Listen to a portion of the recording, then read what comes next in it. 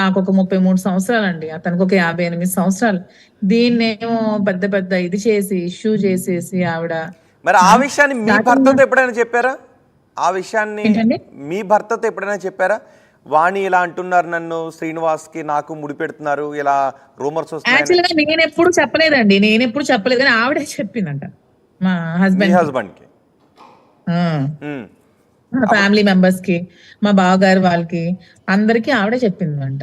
Actual గా ఆవిడే చెప్తున్నాను కదా, ఇంటెన్షన్స్ తో, కొన్ని బ్యాడ్ ఇంటెన్షన్స్ తో ఆవిడ ఇవన్నీ చేసిందండి. బాగా బ్యాడ్ ఇంటెన్షన్స్ అన్నమాట అవన్నీ, మరేం కదంతా బ్యాడ్ ఇంటెన్షన్స్. మాధురి గారు, నేను ఎక్కడో విన్నాను మీరు అనటం, అంటే మీకు ఆయన సోదర సమానులు అంటే కాదు, బావ వరుస అవుతారు అని. మీకు అంటే బావ వరుస ఎలా అవుతారు? అంటే యాక్చువల్ గా మాది కాశ్యప గోత్రం అండి. మా ఇంటి పేరు యాక్చువల్ గా దివ్వల, అత్తగారి ఇంటి పేరు మాధురి. దివ్వల అంటే మా అత్తగారు వాళ్ళు. యాక్చువల్ గా మా ఫాదర్ వాళ్ళ ఇంటి పేరు హనుమంతు, నేను హనుమంతు మాధురి. యాక్చువల్ గా మా హనుమంతు అంటే కాశ్యప గోత్రం, దువ్వాడ అంటే మాది భరద్వాజ గోత్రం. మా మాయగారి వాళ్ళకి కూడా వాళ్ళు కొంచెం ఫ్యామిలీ పరిచయాలు ఉన్నాయంటే యాక్చువల్ గా అంటే గోత్రం పరంగా వరుస అవుతారు అనమాట. అంటే మా కాశ్యప గోత్రానికి భరద్వాజ గోత్రం మాకు వరుస అవుతారు. పిలిచారు ఎప్పుడైనా బావా అని? ఎప్పుడు పిలవలేదండి, నేను ఎప్పుడు సీనయ్య అని పిలుస్తాను యాక్చువల్ గా. ఏమని పిలుస్తారు?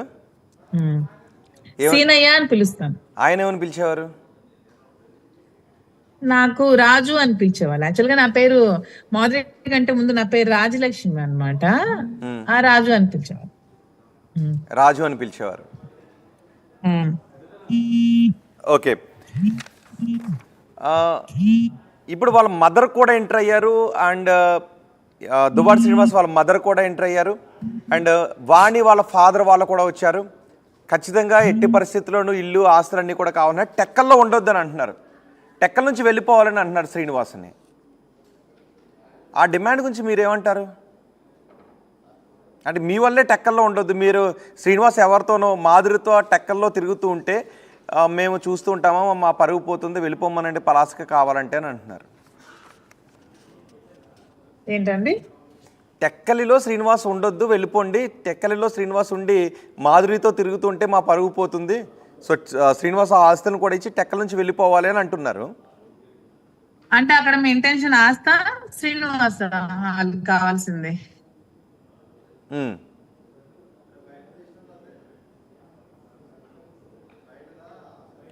ఏమండి, అందరికి మీ మనసు కూడా తెలుసు, కానీ ఒప్పుకో. ఎవరు మీకు శ్రీనివాస్ కాల్ చేస్తున్నారండి? పిసారా కాల్ లిఫ్ట్ చేస్తే వీడియో వచ్చే అవకాశం ఉంటుందా? లిఫ్ట్ చేయొచ్చా? పిసిఆర్ నవీన్. ఓకే, మాధురి గారు కాల్ లిఫ్ట్ చేస్తారా? ఏమో అండి, ఫోన్ లిఫ్ట్ చేయలేదండి, నేను ఇప్పుడు చేశాను. మీరు చేసినా కూడా లిఫ్ట్ చేయలేదు. ఓకే, మీరు చాలా వీడియోస్ చేశారు కదా, కొంచెం డాన్స్ చేస్తూ సోషల్ మీడియాలో వీడియోస్ పెట్టేవారు కదా, ఆ వీడియోస్ ని చూసినప్పుడు యాక్చువల్ గా నేను ఇప్పుడు కొంచెం ఈ ఎలక్షన్ తర్వాత కొంచెం రిలాక్స్ అయ్యాం కదా, జస్ట్ మొన్న అండి, జస్ట్ ఈ ఇన్సిడెంట్ ఈవిడ సోషల్ మీడియాకి రాకముందు ఇన్సిడెంట్ ముందు ఓపెన్ చేశాను, ఒక యూట్యూబ్ ఛానల్ ఓపెన్ చేశాను. అంటే ఎలాగా నాకు కొంచెం ఈ డిజైనింగ్, ఈ క్లోత్స్ ఇవన్నీ కొంచెం ప్యాషన్ మీద ఇంట్రెస్ట్ ఎక్కువ. దట్టు నాకు భరతనాట్యం కొంచెం వచ్చు, ఈ వెస్టర్న్ వచ్చు కదా. చాలా మంది ఏమో కొంచెం మీరు అడిగేవారా మిమ్మల్ని డాన్స్ చేయమని? మీకు భరతనాట్యం వచ్చు కదా, ఆయన ముందు డాన్స్ చేయమని ఇలా ఏమన్నా అడిగేవారా? అలా శ్రీని గారికి యాక్చువల్ గా భరతనాట్యం అంటే చాలా ఇష్టం అండి. నేను చేశాను కూడా ఒకసారి, అతని బర్త్డే అప్పుడు కూడా డాన్స్ చేశాను నేను.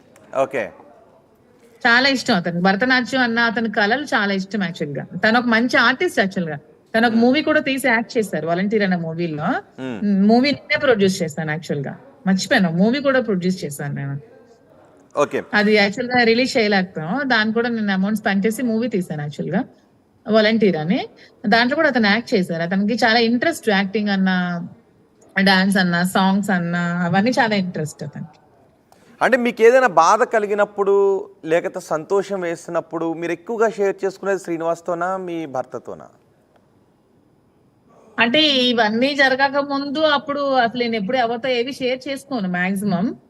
అన్ని ప్రాబ్లమ్స్ నాకు ఉండేవి కాదు. అంటే తను కొంచెం, మా హస్బెండ్ ఎప్పుడు ఫారెన్ కల్చర్, తను ఎప్పుడు తను చదువు ఫారెన్ లోనే, తన జాబ్ ఫారెన్ లోనే, తను గీతంలో బీటెక్ చేశాక తను ఫారెన్ లో ఎక్కువ సెటిల్ అయిపోయారు, ఎక్కువ ఫారెన్ లోనే ఉండేవాళ్ళు. తను కొంచెము అంటే నేను ఇండిపెండెంట్ గా బిజినెస్ చేసుకోవడం ఇవన్నీ ఎప్పుడు నాకు కష్టాలని బాధలని ఎప్పుడు ఏవి లేవు. నాకు నా చిన్నప్పటి నుంచి